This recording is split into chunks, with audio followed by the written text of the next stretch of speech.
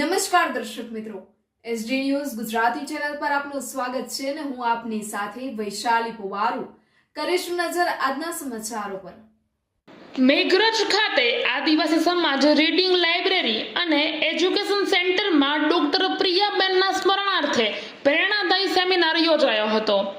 મેઘરજ શહેરમાં IPS RV અસારીની એકેડેમીના સંચાલક બ્રિજેશભાઈ ડેડુણ દ્વારા આ વિશેષ આયોજન કરવામાં આવ્યું હતું। આ સેમિનાર મોટી પલુડીના ડામોર કાંતિભાઈ સુરમાભાઈની પુત્રી ડોક્ટર પ્રિયાબેનના સ્મરણાર્થે યોજવામાં આવ્યો હતો।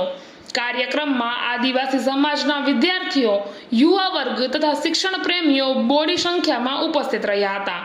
શિક્ષણ પ્રત્યે સમાજમાં જાગૃતિ વધે તે હેતુથી યોજાયેલા આ સેમિનારમાં સૌએ સક્રિય ભાગ લીધો હતો। બાઇટમાં આપ સાંભળી શકો છો બ્રિજેશભાઈ ડેડુણ એકેડેમી સંચાલકને। રિપોર્ટર જયંતિભાઈ ઓડ સાથે એસડી ન્યૂઝ ગુજરાતી, મેઘરજ।